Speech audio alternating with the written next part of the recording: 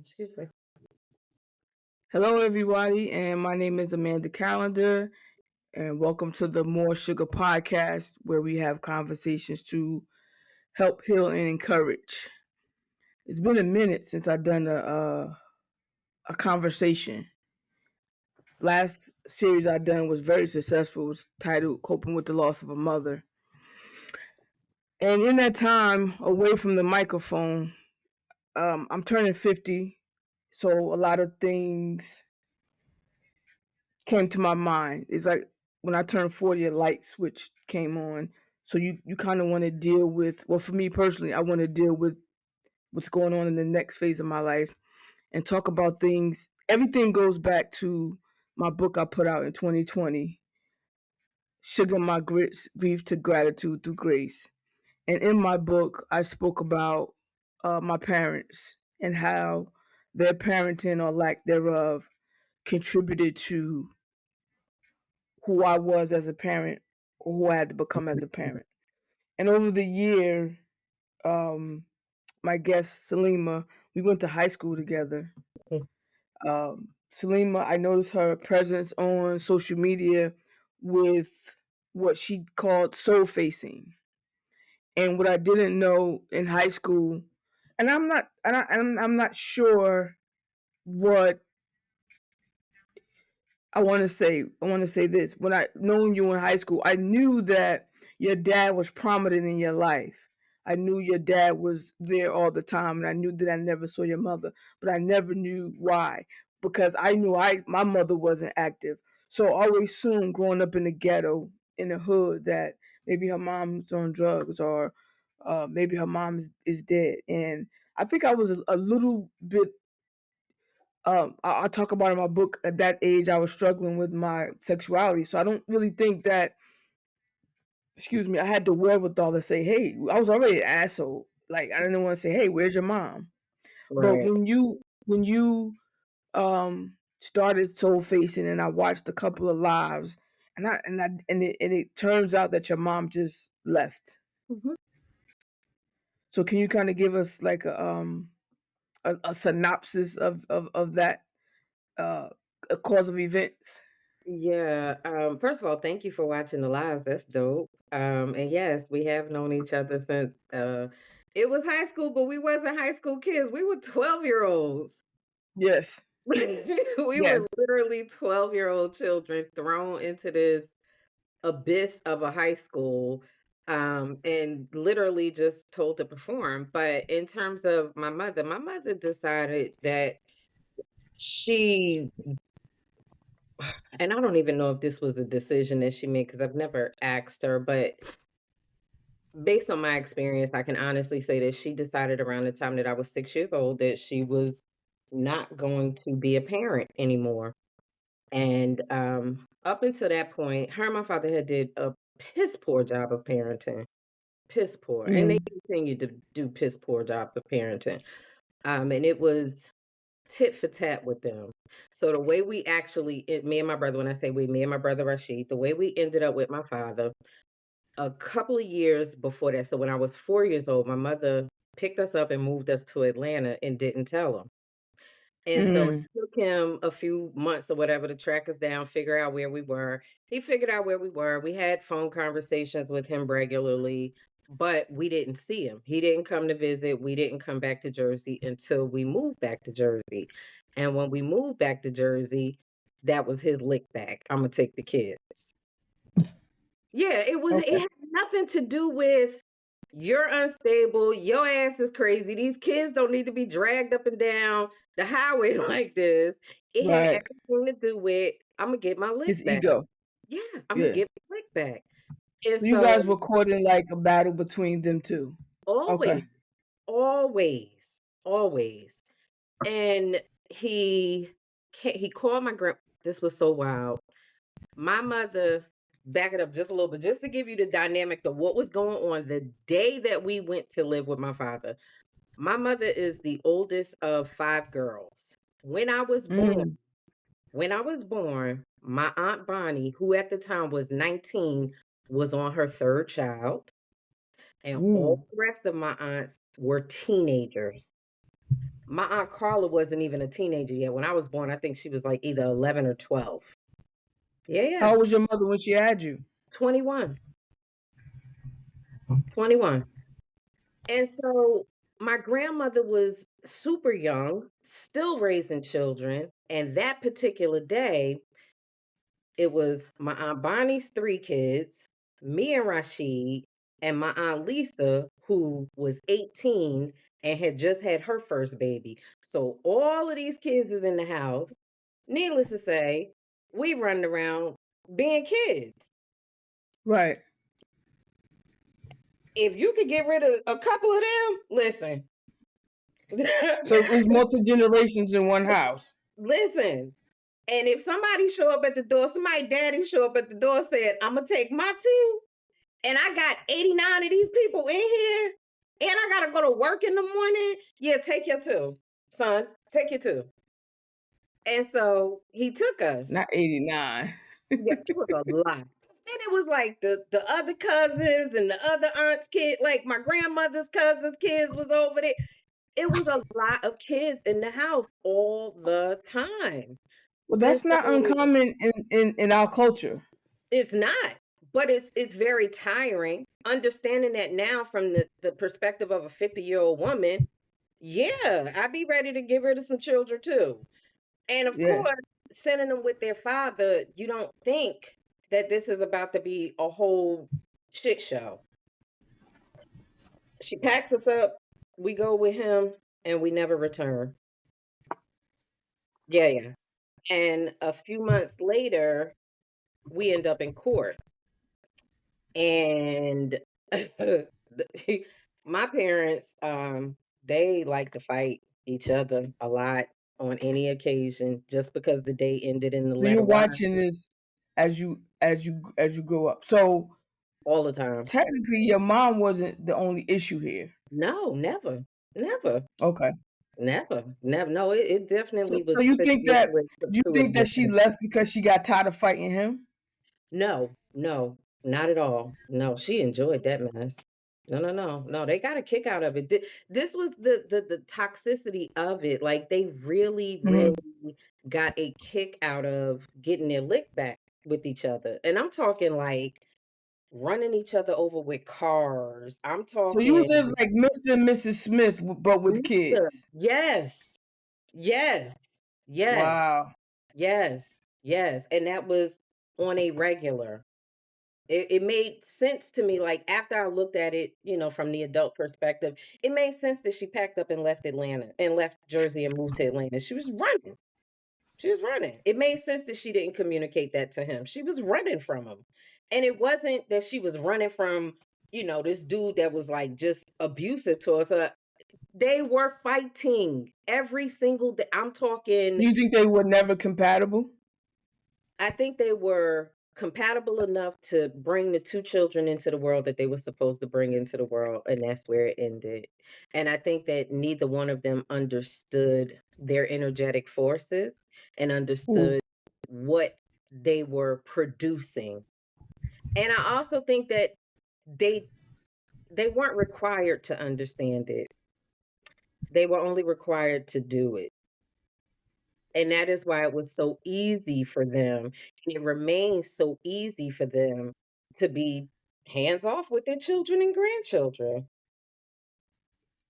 When you say not required, does that mean because other adults stepped in to help? No, no, when I say not required, I'm talking on a sole contractual level. They were only required to bring us forth. They were not required to attend to us. Who says that? So when we look at soul contracts, family soul Mhm. contracts, right? There's Mhm. always gonna, and you and I touched on this when we talked. There's always gonna be one in the family that is the quote unquote black sheep of the family, the one that has Right. been through the most hell in the family, the one that don't really talk to nobody in the family, and everybody trying to figure out what's wrong with that one, and that's the one that gets sacked with all of the burdens. It is because when you're in these energetic forms with your family, and this is prior to you making your entrance into the world as a human, that one, it's a kind of like a vote almost, right? So that one is decided. That's the strongest one of us. This is the one who is going to be the bearer of the light. And in order for that Mm. one to bear the light, that one has to experience all of the darkness. So we have to get that one to the earth, but then we cannot touch that one. There will be others that come to rally. There will be others that do whatever they do. And none of us remember any of this when we're born. We don't remember. Birth is a very traumatic experience. We don't remember any of the stuff. We So just come out breathing. you're talking like in forms of like the Matrix, like you're in this pod.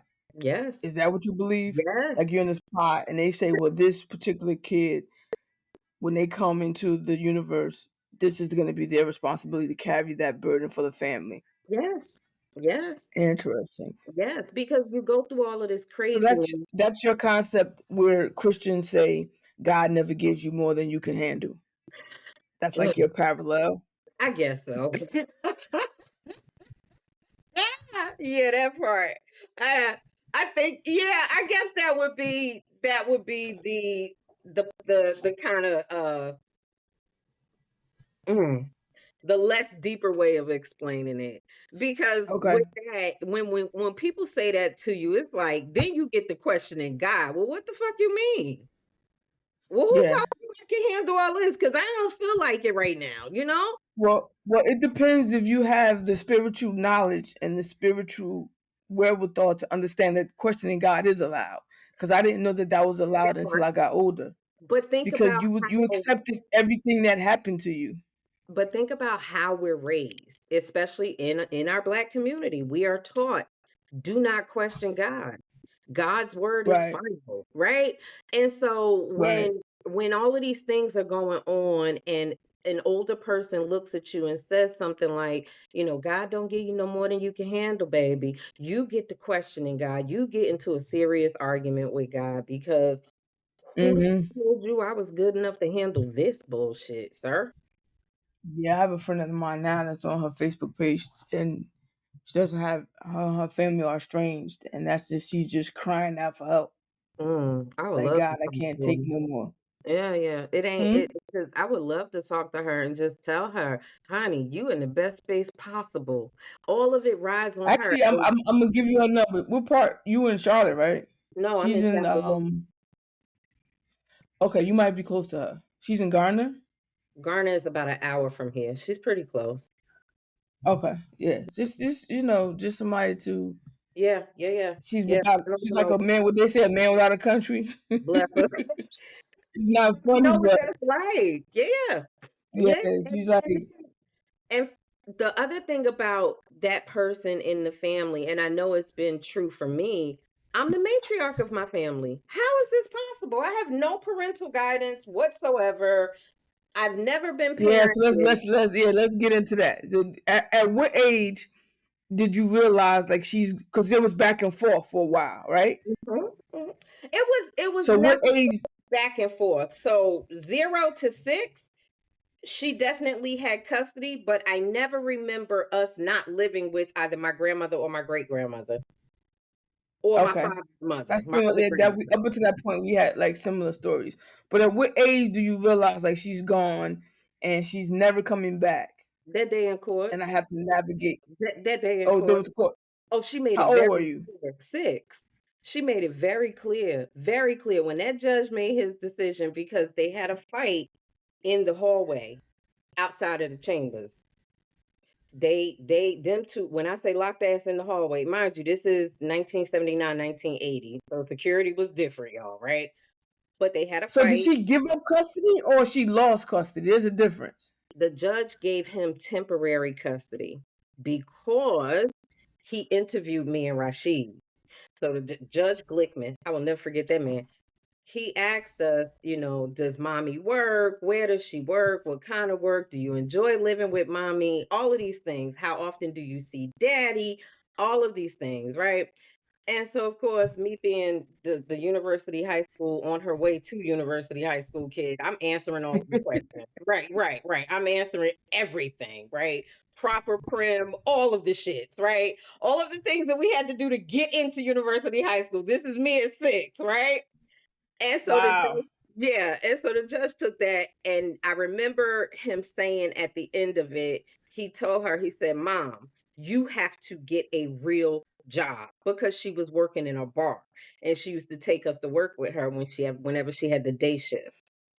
Right, right, right. Yeah, yeah. So, I've been in a bar and it wasn't even a job. I had to sit in the car while my mother partied girl, overnight. we sat at the end of the bar with Shirley Temples with no liquor and barbecue potato chips. Ooh.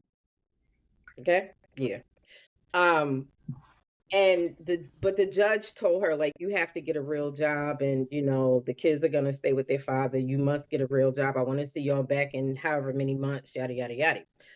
And so when it was all said and done, we ran over to her, of course, because we're realizing like we gotta go back with this nigga, and we ain't really want to go back with him. So we're Right. hugging her, we're crying and crying and crying. And I remember she dropped down on her knees, and my brother was like just like latched onto her. And I was just standing there looking at her like, bitch, you gonna let this happen? And she looked at me and she said, I don't give a fuck what happens. You better take care of my motherfucking son. And it was on and She popping said for that to you yes, very much so. as a 6-year old. Yes. Do you think that there was some mental illness? There wasn't. Listen. Yeah. So so so Shit like that to somebody that's sick. so because of that mental issue, would you rather her stayed and been a horrible mom or left and been an absent one? You know something? For a very long time, I always thought about how much better my life would have been had she stayed, and maybe her life would have went differently had she stayed, and all of the things. Um, we about to dip off into something altogether different. I had a reading, ancestral reading about a year ago, I think. And I called for my great grandmother because I really needed to understand what the fuck is wrong with her. Like, why? What is this? And my great grandmother was very, very clear. And my great grandmother is somebody that I was really close to when I was a little girl. And the reason why I was so close to her is because my mother was really close to her. My grandmother had my mother Right. when she was 17. So, needless to say, that became grandma's baby, right? This And is a pattern, having kids yes, young. yes. And Okay. my great grandmother literally took care of my grandmother's firstborn, right? So, when I asked my great grandmother during that reading, like, what is wrong with my mother? Like, what the fuck made her just click out like that? And my grandmother said, because I was trying to figure out, like, what happened in her childhood that was so bad? Like, who hurt her? Mhm. And my great Yes. grandmother said, ain't nothing happened to her, honey. That was the most loved child ever. She just a little off. She just a little off. And I thought about that and I thought about that. Now here's where we about to fall out laughing. My mother's nickname is Sweetie. My mother's nickname has been Sweetie since she was about a year old. To this day, people do not know her real name. They only know Sweetie. What do you call So a little there's some slow deeply child? your mother has deeply rooted issues. What do you call a slow child in the family? Sweetie. Thank you. Thank you. Well, that's kind of the name you give people when there's so many of them and you forget their names. Cause there's only 4 of us, and my grandmother called. I was my sister so many times. So No, it's a difference when it's a whole bunch of children and you start calling Raheem John and John Kevin and Kevin Malik. That's something different. But when it's one that that ain't gonna be able to survive this whole earth by theyself, that's sweetie baby. That's sweetie baby. so Yeah. how old were you when you realized like when it turned to so you in between 6 years old and let's say about 18, did she ever come in and out of your life or she was just gone? A couple of times. She showed up. Oh God. Oh shit, man, the strap in. So prior to, I would say between age 7 and like 11, so right before I went to university, she would pop up once every like 15 months. And she would pop up in random places, like me and my brother be outside in school playing on the blacktop or something. She'd pop up and she would take us. And we would be gone for weeks, sometimes months. And we would be in every hotel, motel, and Holiday Inn up and down I-95. South Carolina, Georgia, Florida, Virginia sometimes. And she would keep us until the law caught up with her. And then they would find her, they would come get us, and they would have to drive us back to Jersey. But because state troopers cannot necessarily cross state lines unless there's like active Right. emergency, we would get dropped off at the last trooper, little trooper houses, and then the next state would take us across the state, and we would do that all the way back to the beginning of New Jersey. Does she understand she have a mental condition? I don't know what she understands. I When was the don't. last time you spoke to her? Ironically, she called me on her birthday. Which is October 1st. don't No. It was funny. would she call you and say what? I just wanted to talk to you. I bet the fuck you did.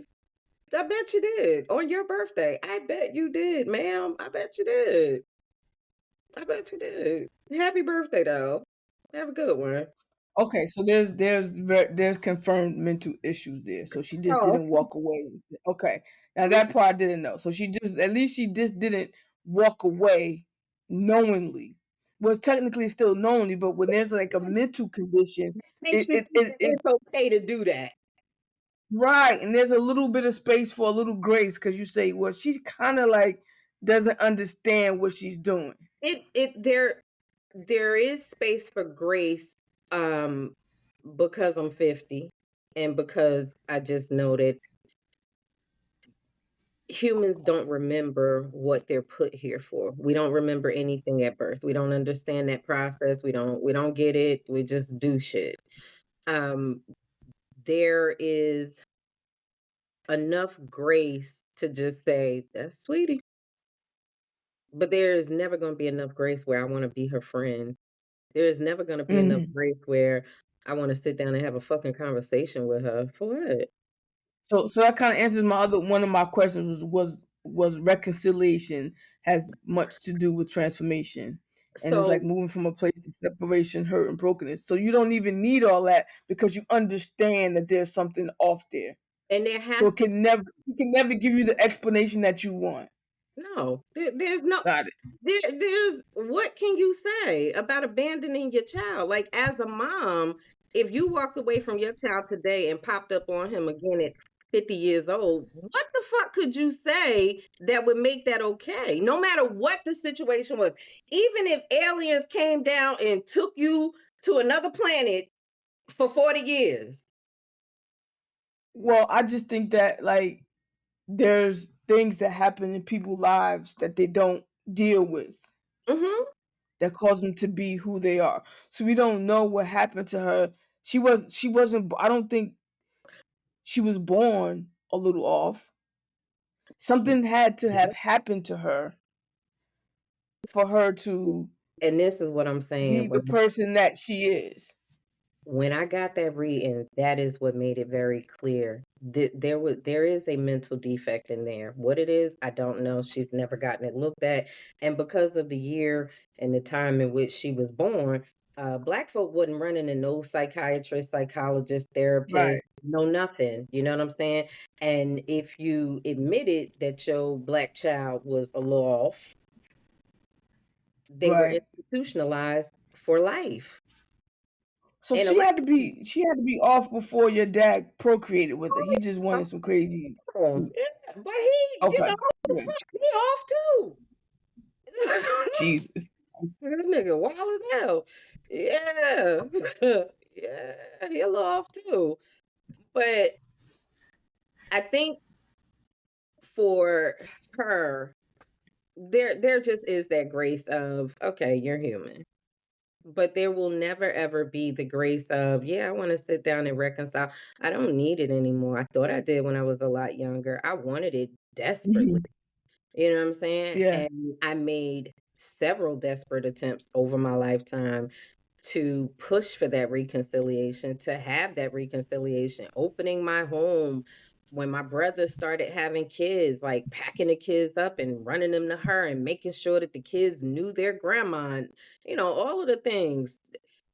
And none of that struck a chord within her to make her be like, you know what?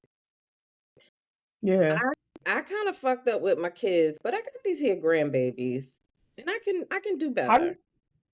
how do you move past that hurt though? That because even in the face of mental illness, there's some people that know they have mental illness. For example, bipolar. But you Mhm. also know that you can go get help for that to to create a baseline for yourself so you're not as erratic. So at some point she doesn't want to she just made a conscious decision, To excuse stay, me, not to get help for her mental issues. How does that affect you?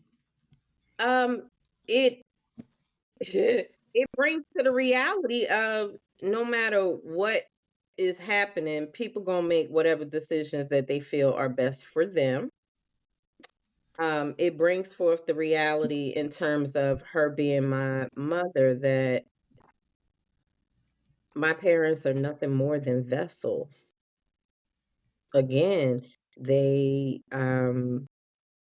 it it wasn't it wasn't part of their overall job to do the parenting. It was just their job to get me here. Job So well who done. raised you if they Good. didn't? Who do you contribute to you being the person you are, to getting you through high school, to getting you through post secondary education, to getting you an amazing job, to moving you out of the state, to function every day with Literally, these parents? Who do you attribute that to? my ancestors and myself. I did not have adults like that in my life that were looking out for So me. the aunts, no aunts or anything like that. That's another question that I had. So my mother's Did four the women in sisters. your right? I said my question was: did the women in your life rally Mhm, around you and your feelings, mhm. or did you have to navigate your healing journey alone? So you Navigated it clearly saying that no one helped you through this. navigated it alone. So my mother's four sisters, Aunt Bonnie died when I turned 13, so that was that, and she was on drugs and unfortunately died of AIDS, so she was gone. Aunt Lisa started completely wilding the fuck out. So she was out of the picture, like in and out of jail, off and on drugs. That went on for like a good 10, 15 good years. Aunt Robin and Aunt Carla went to college in Atlanta and they never, ever, ever, ever Never came look to back. Jersey. Never. They will come to Jersey if one of their sister's kids is getting married or if someone dies. And the someone that dies, it needs to be like one of the kids. They're not coming back for So they nothing. don't have anything to do with anybody else in the family. Look, if I pop up in Atlanta right now and call either one of them, yeah, Pocket OT, come on over. But if I call them and be like, yeah, I'm throwing Rashid's grandson a birthday party, they'll be like, send pictures.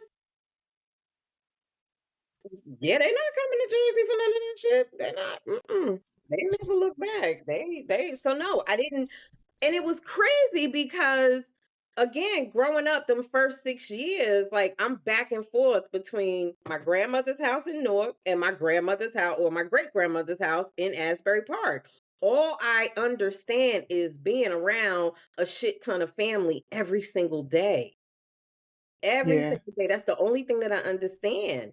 And then, even when we went to go live with Wajid, my grandmother still made it her business to link up with my father, and she would either come visit us and take us out like to eat or something, or she would make him bring us down and we'd all spend the day together or something like that. But my mother just was in the fucking wind doing her thing. And everybody else is so interesting that question came up. I asked one of my aunts recently, one of my grandmother's sister-in-law. Aunt Harriet, and I asked, I was like, "Did y'all know that like Sweetie ain't have her kids? Like, or was y'all like Yeah, okay?" so that's my like where does what about her mother or your father's mother?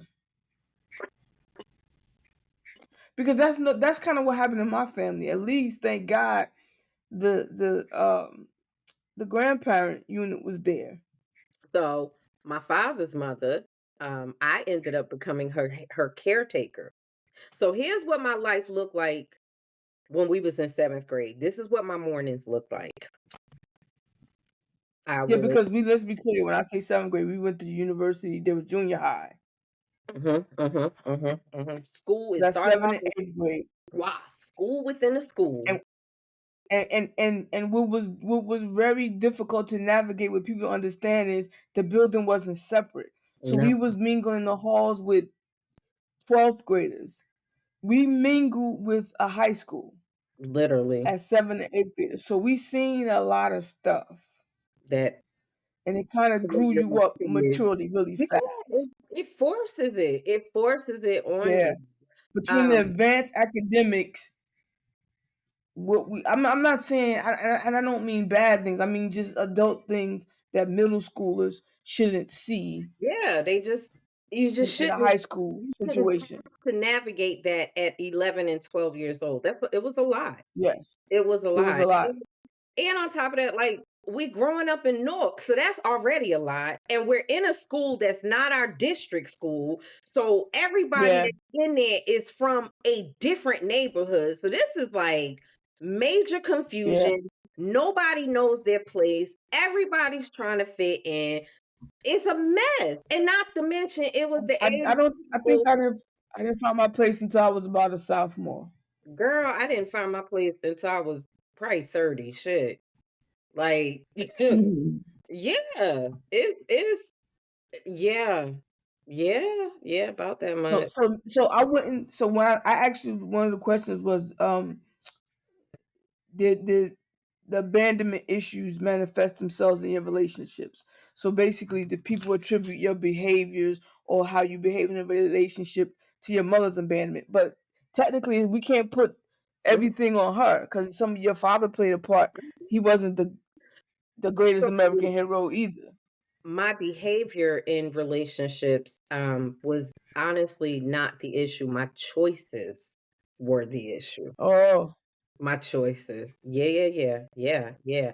No, I was so you made bad definitely choices because of you what? was because you was looking for something you didn't have. That typical, right? Girl, what I was looking for was safety. What I was looking for was Mm. protection. So what that meant, the biggest, tallest, blackest, drug dealingest, gun totingest little boy I could find. Do y'all hear that? Your children are looking for safety. Say it Yes, again. Safety and safety, protection. protection, not love.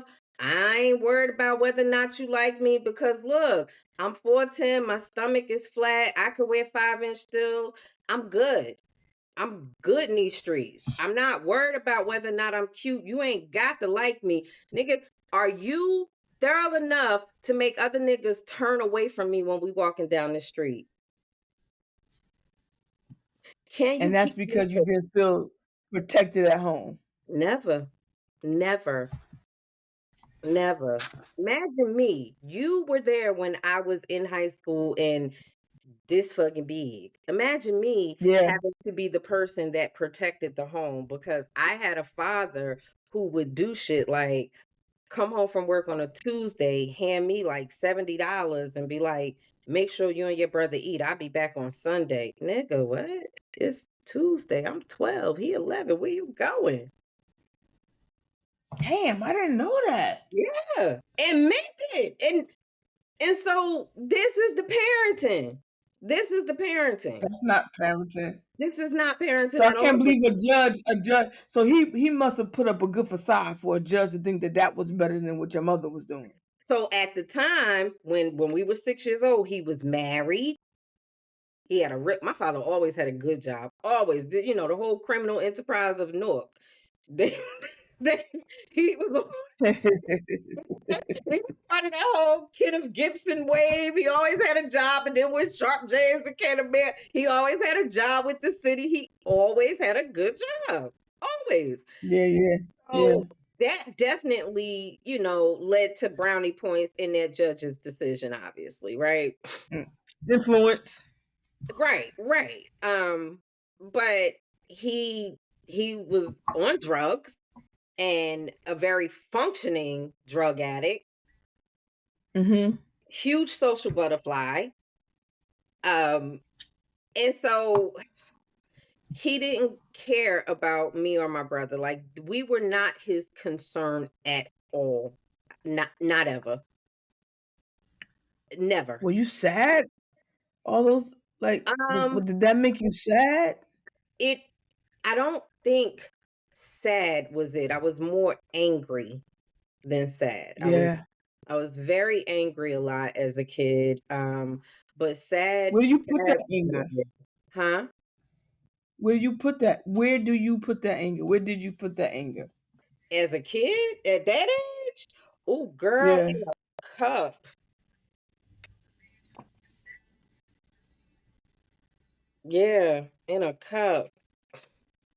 In a cup, and it was in the form of Red Bull, and Red Bull, that's the 40 ounce, y'all, not the Red Bull gives you wings. No, the 40. So you became drinking. How old was you when you started drinking? 12. 12.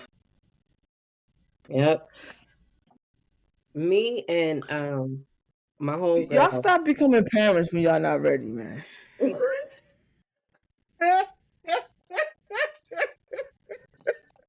And nowadays, I have a couple of friends that work for diapers. How did you and your brother slip through the cracks of the social workers and the teachers? Let me tell you something. Let me explain to you how I got out of university high That school. still that still doesn't so he's allowed to Really? do this just because Yes, he wow. yes. I'm gonna explain to you how, and I know that we're all friends in social media with all of our old teachers and stuff. So shout out to this teacher that I'm about to call out. And I love that lady. She was a huge influence on me. She's My still father, far. okay, my father knew all of the fucking boosters. Could get you any So damn thing. I played the most. so what we're saying here on the More Sugar podcast is that she was paid off. With a fur To look coat, the other way with a at your couple of situation, my attendance was a big issue. I played a lot of hooky. A lot. I did. I Junior year. I want to say like sophomore year. From sophomore year on, I'd rather go to work than come to school. And so every so his year, influence got you through school to pass. Even like every year it became a really big issue about my attendance, like because I had missed so many days. I was like, bitch, you're not going to the next grade.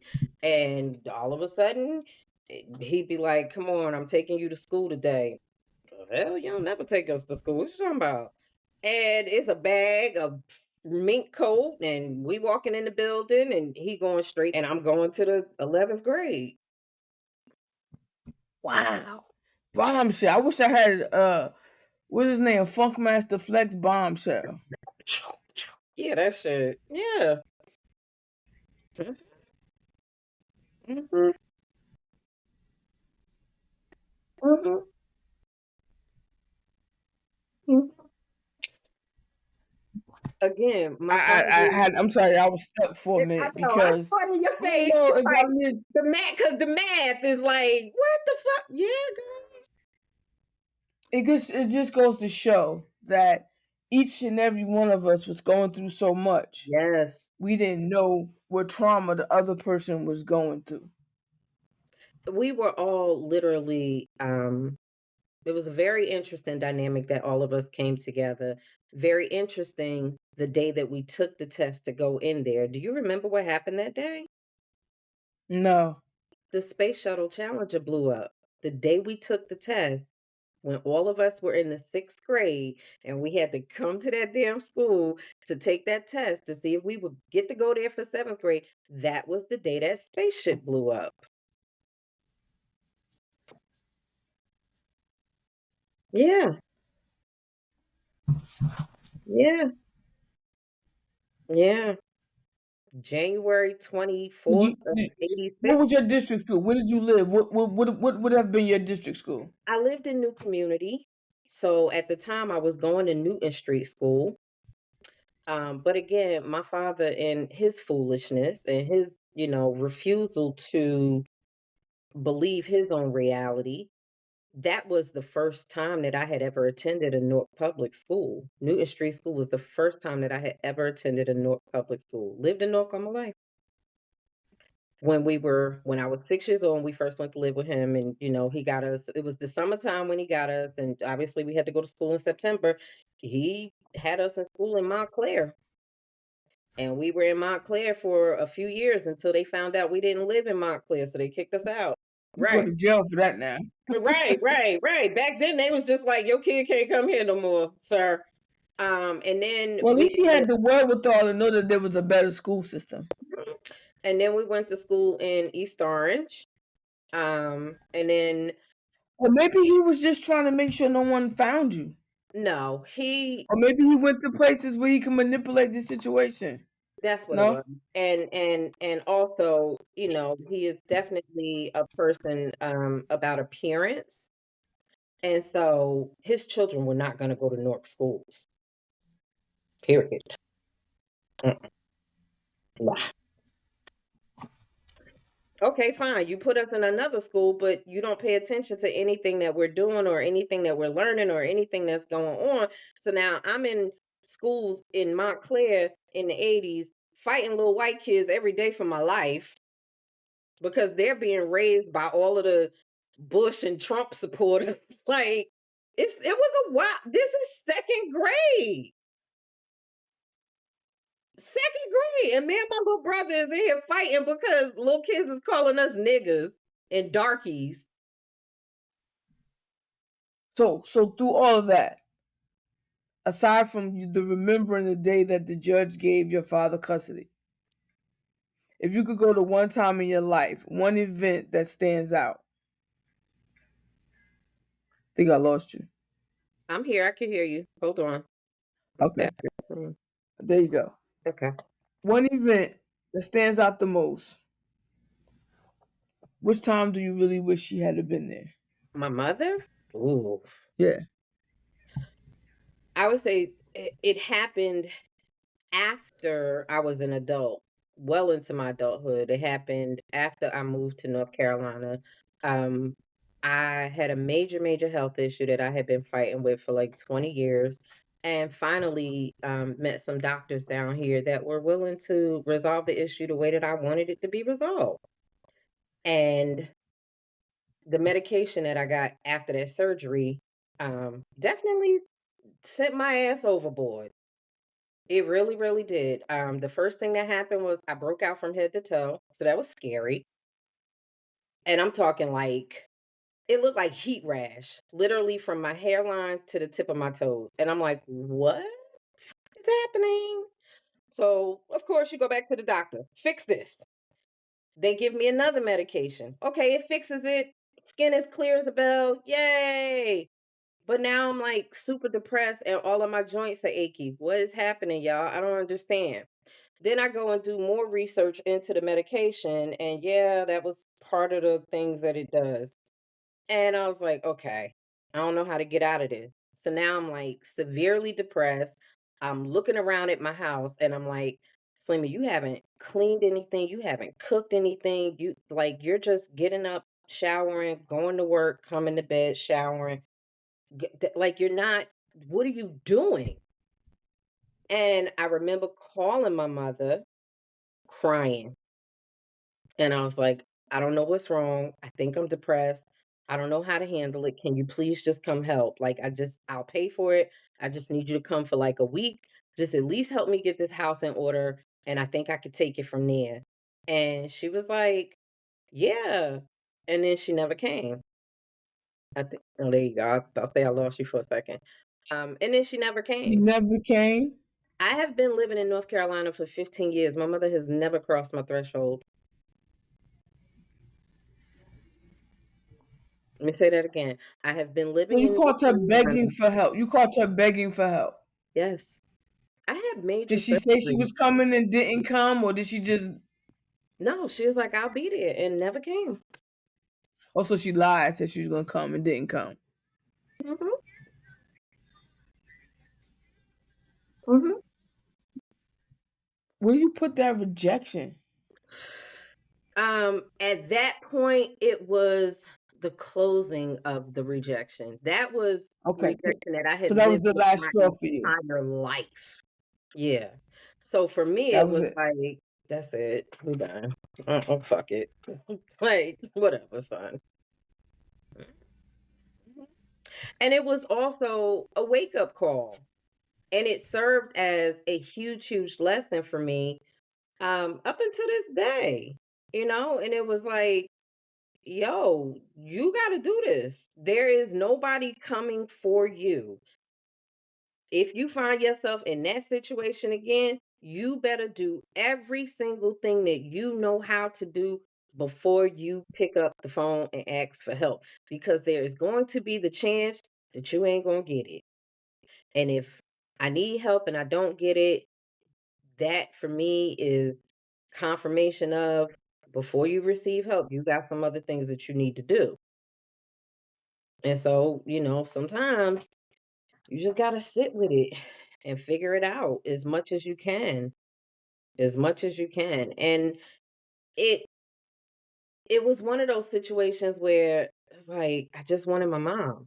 You know what I'm saying? I just wanted my mother. Yeah, And to not get what I wanted when I felt like I really, really needed it. Because there have been other, crazy major things that have happened in my life. When I was getting right. divorced, I did actually go stay with her for like a minute. That was a wild week. But she showed up and presented herself because she thought she was going to get something out of that situation, Yeah, not because I'm in this fucked up predicament. I've lost everything and I need help. It was literally, you coming to take advantage. she literally thought my ex-husband was going to pay her for me being there.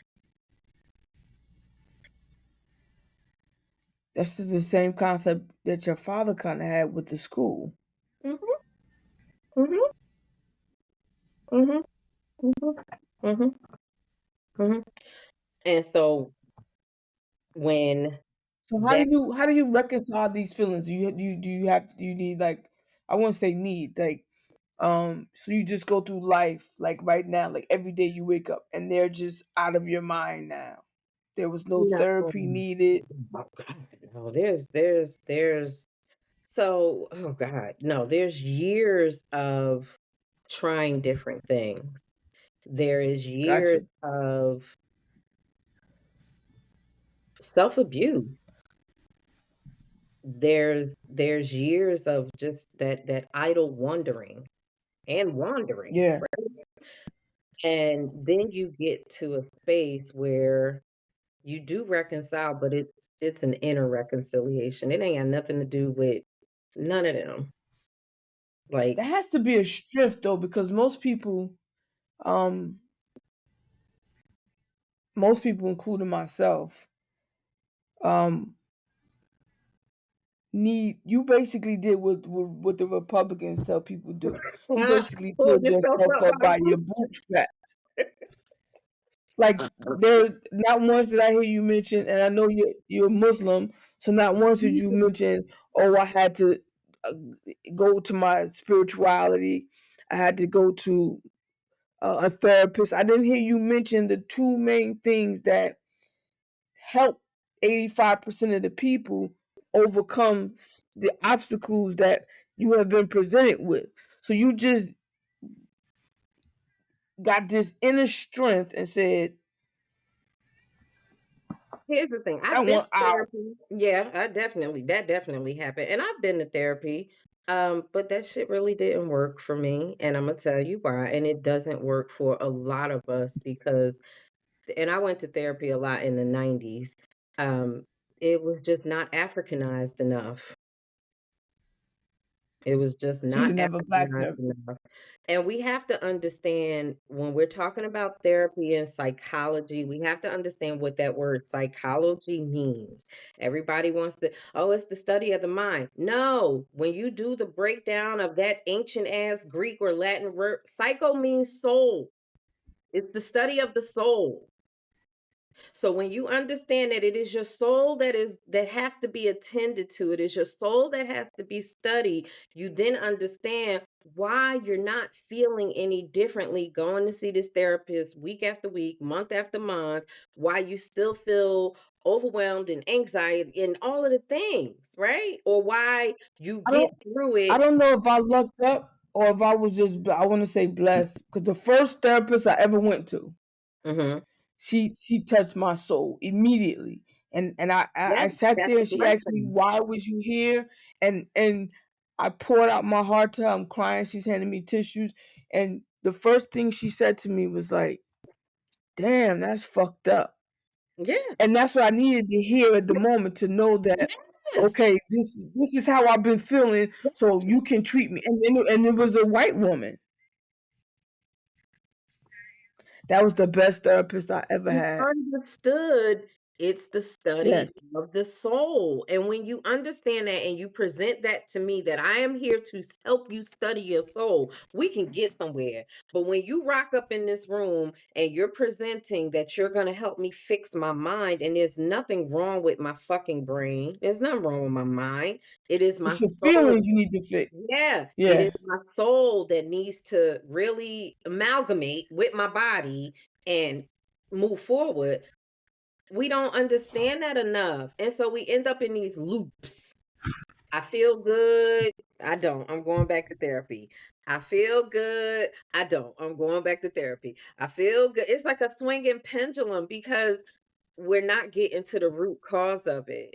And the root cause of it is in in spite of all that has happened, am I able to stand here flat-footed, 10 toes flat and say all of this shit happened for me and not to me? Yeah. And when But you when can you find out understand, that when you discover that on your own, you do kind of be like, what do I need a therapist for? nigga, because seriously, and because of the predicament of me and my mother, or my mother and her shit, I have not come across a therapist in the world that can even try to dissect and understand. Like the same way that you have like one question will spark 10 like, but wait, how? Wait, you don't think she's crazy? But Yes. wait. It was the Yes. same thing in therapy sessions. And it's like, I'm just trying to tell you what the hell done happened to me, baby. I'm just trying to tell you what happened last week. I don't What if know. one day what if one day her light a light switched on and she wanted to reconcile and do some soul work with you? Would you be willing to do that No, with her? no, no, no, No.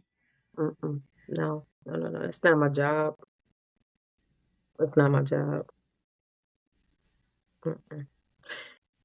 The same way that whatever So she's burden, gonna die and you're not gonna go to her funeral. I haven't decided that yet. Okay. I haven't decided that yet. But the same way that if you have things that you need to deal with in your soul, no Right. amount of me sitting there with you is gonna help you. That's some shit you gotta do. You have to acknowledge what you've done, how it has caused impact for others. You have to forgive yourself, and then you can come have a conversation with me. But don't pull me into it thinking that me being here is justification for you doing your work and yay, look at me. No, do it yourself, girl. You got it. You got it. So You got knowing it. how old you 49, right? Yep. So you go this is your 50th year This too, is right? 50. Yeah. So knowing what you know today, Mhm. what would you say to 17-year-old Salima or 16-year-old Salima? Think back to a pivotal crossroad in your life where you could say if someone would have gave me a little bit of what I know now, your life was there's a part of your life that would have turned out differently. Instead of going left, you could have went right and you could have been somewhere totally else right now. Mhm. I would What have would you told say to myself 17? to 17, 16-year-old me, I would have told myself, research how to emancipate yourself. Mm. Research it now. Because Get that rid was the of only thing that we the heard that white kids doing. Yeah, yeah, yeah. I would if I had a time machine and I could go back to the little girl that lived in new community at 15, 16 years old, I would tell that little girl, carry your ass to the library tomorrow morning and dig into emancipating yourself. And whatever you have to do to fill out that court paperwork, get it done. Because at this point, I know how to pay bills. I know how to take care of Mhm. children. I've already been responsible for caring for an elderly person. Like I'm out here, totally off the porch. What are we doing? Why do I have to still be attached to these two crazy people? So have you come across other women like doing your soul facing? Have you come across other women with the same Mhm. um Mhm. Plenty of them. Plenty of them. And the thing that I find the most is that they all they all want to be validated, and they don't it's hard to understand that you do not need validation. Like, stop seeking validation and start experiencing confirmation. so validation in the sense of I made it without you. No, validation Look in what the I did. no, no. Validation in the sense of when your son does something, your son is an artist. Anytime he sits down and he draws a picture and he says, Mama, look at what I did. You say, that is the dopest shit I ever seen in my life. Excellent job. High five, my nigga. Right? That's Right, but if they've never validation. had it, how can we fault them for wanting it? No, we can't fault them for wanting it, but they have to understand you don't need it. You've had to live a life where it did not exist. It does not serve you in your adulthood. Anything I do at work, I create a presentation, I run a report, I do a masterful spreadsheet. I don't need you motherfuckers to validate me. I don't need You, nobody emailing you me don't telling me think that great presentation. I need you to pay me on Friday. you don't think that that's a facade that you created to protect your inner soul, your child, your inner child? No, my inner Because child we say we don't need it, wants but the it feels validation. good. Oh, my inner child wants all of the validation. She definitely does. And I get that when Right, my 6-year-old niece comes over here and we play and she teaches me a new game and I figure it out. And she be like, good job, Auntie. Yeah, we gets it. But in my daily life, I don't right. need another human to validate anything that I am or do or say. I just don't require that to exist. Children need it because the only Yeah. way that they know they do exist is if there is a parent confirming it for them and validating it for them. But when you don't get it and you have to learn through the I don't even want to call it the cruelty of the world because it's not necessarily cruel. It just is. When you learn it, that that's not coming for you, you learn to stay straight with confirmation. And you don't know what that Mhm. is. You don't really understand that language until you get much, much, much older. And for me, confirmation is when I moved into this space 15 years ago, I got a two-bedroom. It's only me, but I got a two-bedroom. And I said to myself, get a two-bedroom because you never know, whose kids is going to end up here. Right? Because that's also been a Mhm. theme in my life. I have 65 nieces and nephews. Um, You're and exaggerating, right? no, I'm not.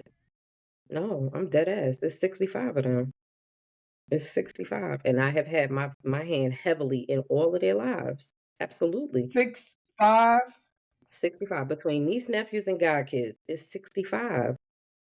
I don't for a long time, Mandy, and you about to holler. I swear to God, though, I used to always feel like kids were drawn to me because we're the same size. And it's like, I do call you 5'2". You've been the same size, like I'm really not 5'2". And I love that you call me that because I be like, yeah, but I'm really not. I've never been 5'2", and I never will be 5'2". Never. Uh-uh. No, we're 4'8", and that's where it stopped. But so do you give them everything that you didn't get? and more, and Okay. So more. that's the good thing out of this. It didn't turn you to a stone cold hard Nah, bitch. no, no. I'm that auntie. I am that Okay. fucking auntie. That's Okay. that I feel good. I feel better. I Yeah. feel good about. So Yeah. that's the healing and encouragement in this, that as damaged as you was, it didn't turn you into Cruella Deville. No, it didn't. And it actually created a hypervigilance in me around children that will never ever die. Never. There's nothing that you can say about anybody's child that will not cause me to completely tilt your ass. We're not doing So you it. become an advocate for the No, kids. not advocate. This is beyond advocation. No, this ain't Okay. advocate. You- This something else. I turns tables over for children. Yeah.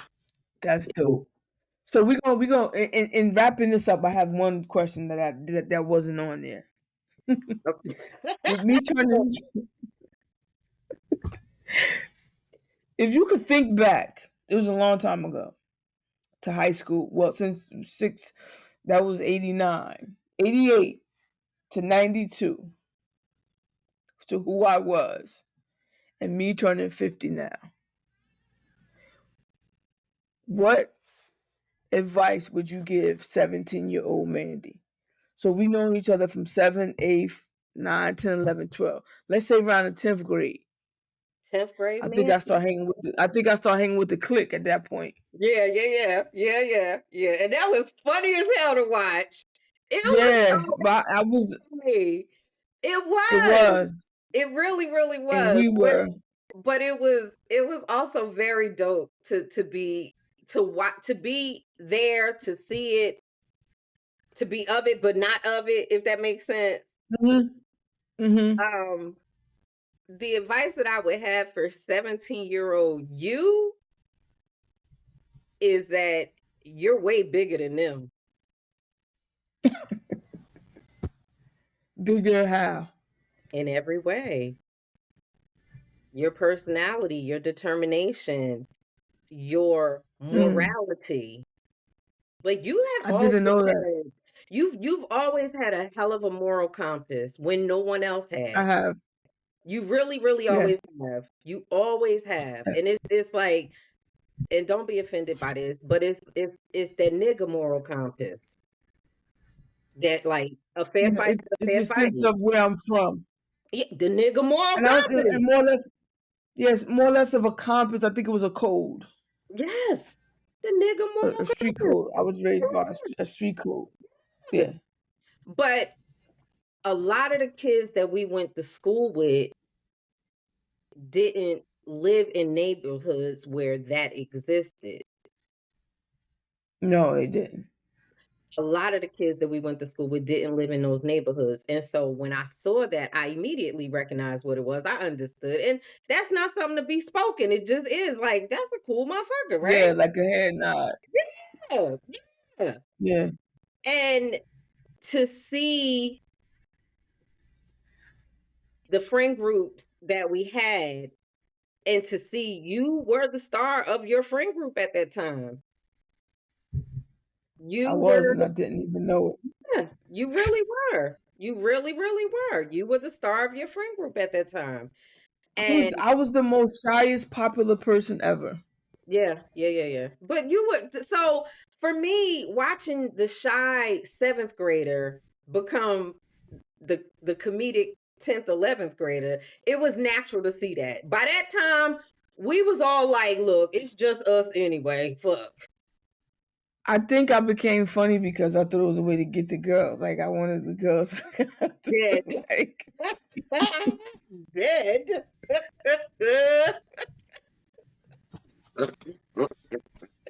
What? by then I was like, wait, oh, they Hey, think I'm funny. all I could say is bitches love to laugh. They Come they on, they like think I'm funny, so this might work. bitches love to laugh. But So the funny thing is, I always had relationships outside of school. I never had relationships in school with no, nobody in school. who I was was in always school afraid that with her? somebody was gonna No, tell you my did secret. have one in school. Oh, Gabe, no, it's about women. My man. No, he and I are still friends. That's what's up. Next time you see him, give him a shout for me, please. Yeah, I talk to him often. He's my friend. And He, Gabe, I believe I went to Newton Street with Gabe. Like I knew Gabe before we ended up in university. I believe I went to Newton Street School with him, or some kind of way. He was living in New Community around the same time that I was living in New Community, but I knew him before we went to university. And I remember being mm-hmm, like super fucking happy when I saw him there, like, I'm a safe. familiar face. See, because Gabe, he same moral compass. Like, and Gabe was always very, very, very protective of people that were smaller than him.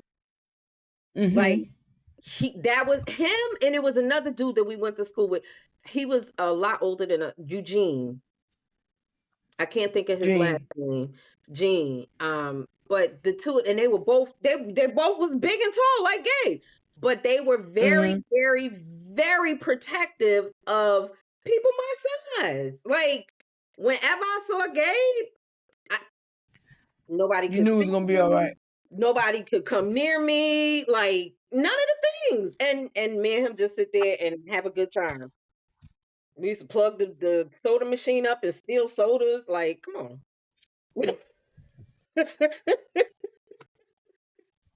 He showed me how to do it. He would stuff the phone with tissue and then go in there and pull the tissue out and get all of the quarters and then we plug the soda machine up and get some damn sodas. Soul facing. Are you still doing it? Still doing it. Understanding that my audience is not on the internet. And so I had to take a different route. But yes, still very much doing it. Still working on some other things because in doing it, I started to understand my audience is, like I said, not necessarily on the internet like that, but also it wasn't the group of people that I thought I was going to be talking to. I thought I was Mm-hmm. going for the women my age with this particular issue. And what the Mm-hmm. universe literally gave to me was all of their daughters. Mm. A different generation. How yeah, and remember when we talked and I said, "No, these bitches in the night they had babies in the 90s, they left their babies too, 'cause all of their babies became my clients, all Mm-hmm. 30-year-old women." And I'm like, "Are you Dealing with abandonment serious?" issues. Yes. I'm like, "Are you serious?"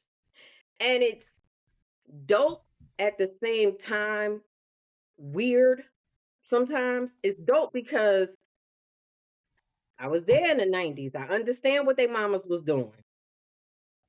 I get it.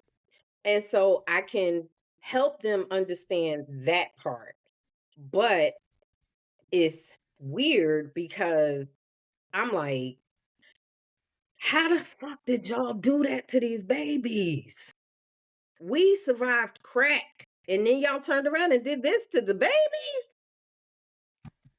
Well, it's something before we go, something you said to me like during one of our pre-conversations prior to you us talking about recording this. I spoke about generational curses, and Mhm. you corrected me. And you said it's not generational curses, it's generational trauma. Yes. So that energy, I think Jay Z rapped about it too. Energy is passed. You pass your energy when you have through your child, Yes. whether that energy is negative or positive, that energy is passed to your child. So if you aren't aware of what energy that you're carrying from your previous life or your ancestors that passed to you, at some point somebody has to stop that charge of energy. And Mhm. so Redirected. I thank you for giving me a different thinking, a perspective of thinking, because I'm no longer going to say there's a generational curse because words have power. So I'm not cursed in any way. There's just Not. generational energy that I have to cut off from me to prevent it from going to my son. Look into epigenetic tags. Look into the works of Dr. Joy DeGruy, Degruy. She wrote a book called Post Traumatic Slave Syndrome.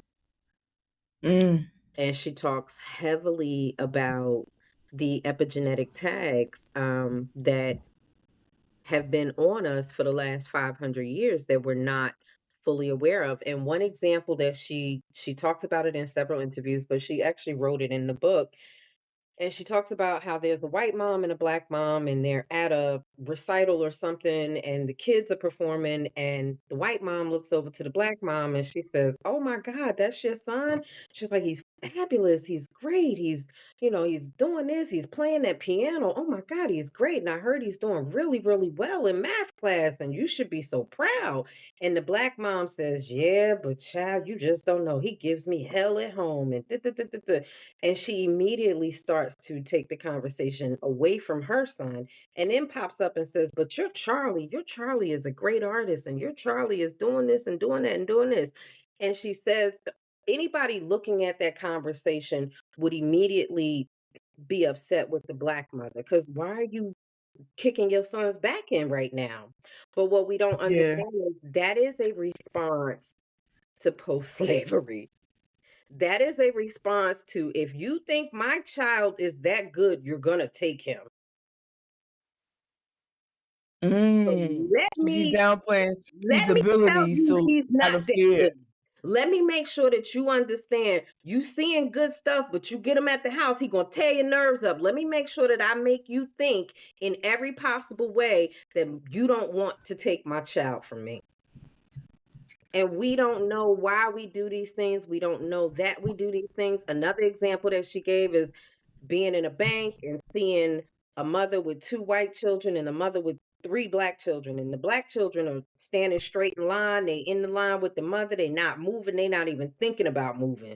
The white children running up and down the lane and running up and down and in the lollipop bowl and the this and the that, and nobody is saying anything to this woman about her children.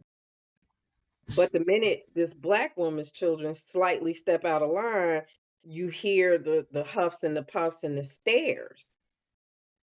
And she says, so we condition our children before we go into these places. Don't talk to nobody, don't touch nothing, don't ask for nothing. Da, da, da. And all of these are post-traumatic slave syndromes. Check it out. It's deep work. Deep, deep work. So if someone wanted to do some soul facing, how would they find you? You can still contact me through Instagram. You can contact me through Facebook. Yeah, both of them are soul facing. Okay. Thank you for an enlightening conversation. And when I say enlightening, it helped me understand not just you, but with what somebody very close to me and my family went through Mhm, um abandonment of a mother. So close that I can't even say. mhm, mhm, mhm. And it just helps me understand how his mother not being around led to the way he treated women. Yeah, yeah, yeah, yeah, So yeah. this was a very enlightening conversation. Thank you for having me. I appreciate this. And I thank you for taking the time to talk to me and be so candid and honest with our audience. I'm here for it, man. We gotta heal. We gotta heal. I got one thing that I need to add, and this is more for your audience or anybody else who sees this or hears this. When you come across someone who is not in alignment with their parents the way that traditionally we would like to see ourselves or to see other people that look like us, right? Please do not tell them that they should talk to their parent. Please do not tell Mm, them that you only got one mama. Please do not tell them, "Oh, that's your mama." Don't say none of that because you don't know what their mother has done to them. You that's don't know good. how their mother has made them feel. In the same way that they only got one mama, guess what? Their mama only got one of them, That's good. okay? My pastor always say, "Don't preach after nobody said a word." So that's the word. So with Okay. that, thank you so much, Salima. I Have love a you, good Mother night. Kinga. Good I night, love you. I baby. love you. Have a good night. You too.